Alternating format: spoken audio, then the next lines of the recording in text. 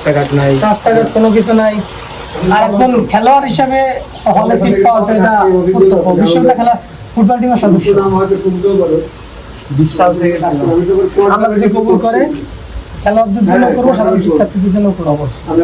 তোমারটা কনফার্ম কত নম্বরে? হ্যাঁ কত নম্বর? 14 নম্বর কি হবে? জি ভাই। সেই সাথে আমার প্যানেলের 1-10 খেয়াল করিও, চট্টগ্রাম বিশ্ববিদ্যালয়। ভাই ভাই তো পরিচিত না। আচ্ছা, আর এ হচ্ছে তোমার বাবুর ভাই, এরপরে হচ্ছে জিনাইদা হচ্ছে আমার কার্যনির্বাহী সদস্যদের নির্বাচন করতেছে। ফলবালিকম 28 সদস্য পদে ব্যালট নাম্বার 28। পুরো প্যানেলের দিকে একটু বিবেচনা করিও।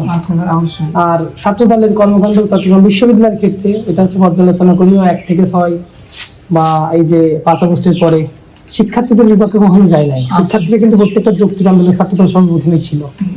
সেক্ষেত্রে খোঁজ খবর নিয়ে কিছু বিবেচনায় রাখিও। অবশ্যই আমার ব্যালেন্স হচ্ছে 14। অপর প্যানেলের জন্য একটু দোয়া করি। এটা 1-10 হচ্ছে ভিপি, 1 হচ্ছে এজিএস। না আপনাদের কোনো সমস্যা বা পরামর্শ থাকলে আমাদেরকে অবশ্যই জানাতে পারেন।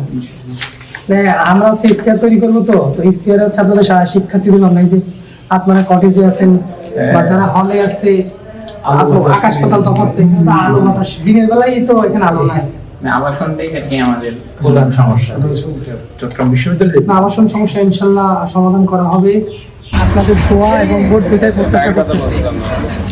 এই জন্য আমি ছুটে চলে আসলাম যে আপনাদের দোয়া এবং ভোট দুটাই প্রত্যাশা করতেছি। অবশ্যই খোঁজ খবর নেবেন, যদি যোগ্য মনে হয় কি তাহলে সপ্তাহে দলের চোদ্দ প্যানেলের জন্য দোয়া করি।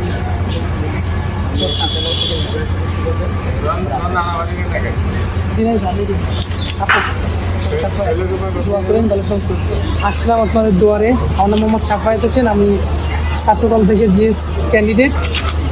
দোয়া করবেন, আর আপনাদের যদি কোনো পরামর্শ থাকে আমাদেরকে অবশ্যই দিবেন। ওই দিন দিয়েছেন, হ্যাঁ ওই দিন আপনাদের কথাগুলো আমরা ইশতেহারে তুলেছি। আমার যদি কোনো সমস্যা থাকে, কোনো আপনাদের আমার বোনদের নিয়ে কোনো সমস্যা থাকে বা নিরাপত্তাজনিত বা টেনশন জনিত, আমাদেরকে অবশ্যই জানাবেন। আমরা সেটা ইশতেহারে তুলবো, কারণ আমাদের ইশতেহারটা একটু দেরি করে দিচ্ছি যে আপনাদের ভাবনা অনুযায়ী আমরা ইশতেহার তৈরি করবো। চট্টগ্রাম বিশ্ববিদ্যালয় হচ্ছে বাংলাদেশের সবথেকে বড় বিশ্ববিদ্যালয়।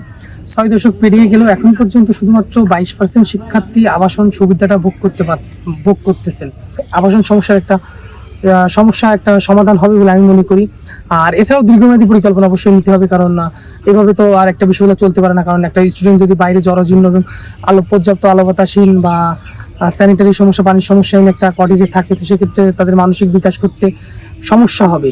তো সর্বপ্রথম সমস্যাটা সমাধান করা হবে হচ্ছে আবাসন সমস্যাটা। আর এবারেও যে সমস্যাগুলো আছে এগুলো অগ্রাধিকার ভিত্তিতে আমরা সেই সমস্যার সমাধান করব। আর আল্লাহ যদি আমাদেরকে কবুল করেন, তাহলে স্টুডেন্টের পক্ষে স্টুডেন্টের যে মৌলিক অধিকারগুলো আছে, এই অধিকারগুলো নিয়ে কাজ করবো ইনশাল্লাহ।